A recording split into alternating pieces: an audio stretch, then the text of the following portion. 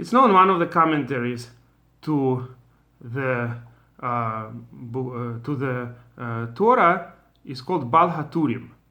It's the same author who wrote a great book that describes the laws that we practice every day. In fact, Shulchan Aruch, our main code of law, is based on the Tur. Tur literally would be like a row of sorts. It was there was a breastplate that the Kohen Gadol, the high priest, used to wear with 12 stones, 3 by 4. So the Tur, which is divided into four groups of laws. The laws that apply every day, the laws between men and women, like marriage and things like that, the laws that are business laws, and all the other laws. So those 4 sections of Shulchan Aruch are actually based on the 4 sections of Tur. Shulchan Aruch follows completely the pattern of Tur. Who was this great person who wrote the Tur? Baal HaTurim, the author of Tur. So he actually combined both Ashkenazic and Sephardic scholarship because he was born in Germany and later had to run away with his father, the Rosh, and ended up in Spain. So his name was Rabbi Yakov. There were no last names then, at least among Ashkenazi Jews. So he's just called Rabbi Yakov Baal HaTurim. Rabbi Yakov, the author of Tur. So his commentary to the Torah is very well known and printed in very many editions. A lot of times, besides Rashi, that's the only commentary that's printed, and it's called Baal HaTurim on the Torah. And it deals with gematriot and various types of masorot and various plays of letters, first letters, last letters, all kinds of hints. So it's all based on hints. But as it turns out, that's not his main commentary. There were 2 commentaries. Really, it was all one big commentary, but it was split into 2. The part that deals with what we call kind of a dessert to the Torah. All kinds of numerical values, first and last letters, plays on words. The words that are mentioned in 2 or 3 places in the Torah was called masoros, right? Masoret that tells you that this word also is mentioned in the entire Bible, let's say twice, and then he might make some kind of correction that the one verse is related to the other when the rare word appears. All those types of commentaries are just a small part of his larger commentary. And the second part, they call it Tur HaAruch, the long Tur. That was printed just relatively a few generations ago. It wasn't so long ago that it was printed. So for a long time, it was actually a forgotten commentary. There he mostly follows Ramban, interestingly, not his father Rosh. The commentary of his father Rosh that's printed in some editions. Apparently it's not Rosh, but his student. But whatever the case may be, Baal HaTurim basically has 2 commentaries. One that's very popular, and that, like I said, deals mostly with hints and all kinds of letter countings and gematrias. And the other is the main commentary, which is a very regular commentary similar to Ramban, and mostly quoting Ramban. And it's from this commentary that I want to quote to you a very interesting idea today. It says in the episode of the death of Rachel, right, that she died, and then it says that she named her son Ben Oni, and then she finally fully died. And the Tur writes that there are such situations. He's seen that, and of course, a lot of people, I'm sure, are familiar with it. You could Google it. There is such a thing that sometimes people specifically have a kind of last moment. They seem to be already dead, and then they have a last moment kind of awakening, and then they say a few words, the last maybe message, and then they finally die.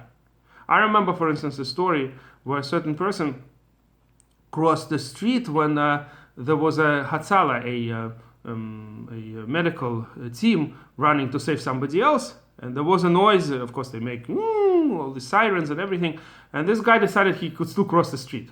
Very stupid idea, by the way, right? When there's Hatzalah coming, either he would delay the Hatzalah, which may bring somebody else's life to the end, chas v'shalom, if they don't come on time, or he's risking his own life, which is exactly what happened. He was trying to cross the street thinking he could make it, and the Hatzalah actually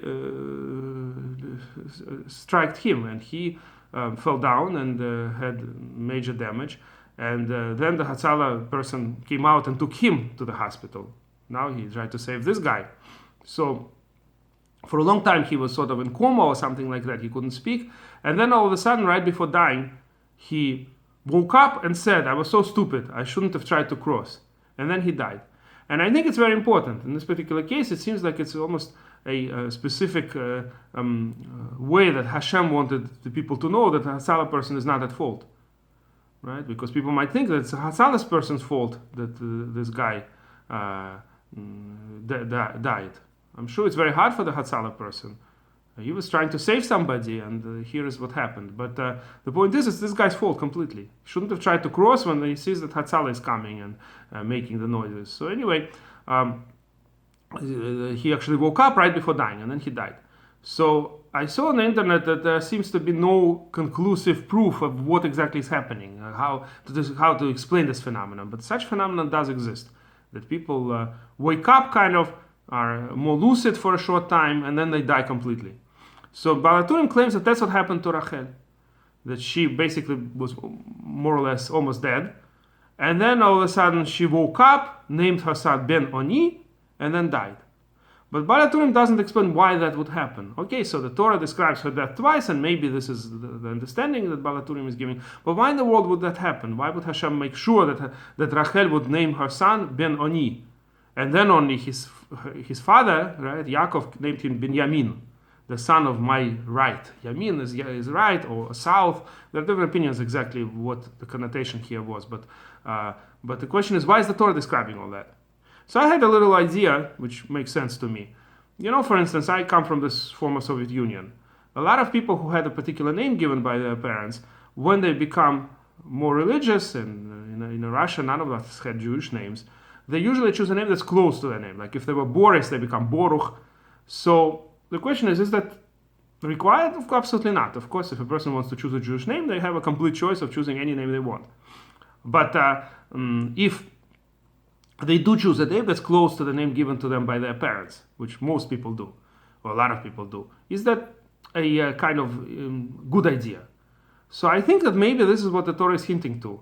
The idea that Rachel named her son Ben Oni, the son of my sorrow, kind of, is not good. It's not good to have a child with that name. It's better, child influences the person's life, and therefore it's not good.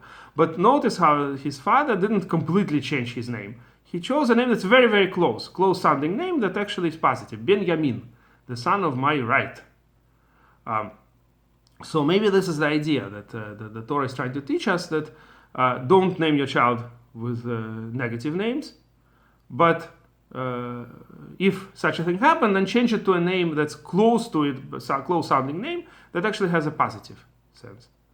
By the way, there were some people in the early Israeli times, there were some people who specifically were so much against religion, they would name their child Nimrod. Nimrod in Jewish tradition was a bad guy. It doesn't openly say in the Torah that he was so bad, but that's how the Chazal treat him, as a kind of, from the word mered, a kind of person who rebelled against Hashem. So there are some Nimrods living in Israel, and the parents used to name their children like that to show like their total disdain to Jewish religion, basically, to Judaism. A horrible thing to do, by the way, in any case, even for people who are not so religious. The whole connection of the Jewish people to the land of Israel is only through the Torah and through our history. That may have influenced, by the way, the general treatment of the non-religious Jews in Israel by the Arabs as foreigners, as a kind of people who don't belong there. Maybe if all the Jewish people would be religious, as more and more are becoming, I'm not saying that they'll become our best friends, but maybe they'll understand better that we are the same people coming back to our ancestral home, where our ancestors lived thousands of years ago. But anyway, so Nimrod is not a good name, but there are people like that named Nimrod. So the question is, if a person like that becomes religious, wants to do tshuva, what would be the name to choose? So I've heard people saying Avram who fought Nimrod. Interesting, right? The connection is not that it sounds the same way, but it's the connection is that Avram who went against Nimrod, according to, again, rabbinical tradition. It doesn't say in the Torah anything about connection between Avram and Nimrod. But the rabbis say that it was Avram who was living in a country where Nimrod was the king in today's Iraq, and was going against Nimrod and preaching against Nimrod, and later Nimrod threw him into the fire, things like that. So Avram would be the name to choose for somebody who was unfortunately named by his parents as a Nimrod. An interesting idea. Anyway, so on this I'm gonna end. If you like this video, please press like and please subscribe to our channel.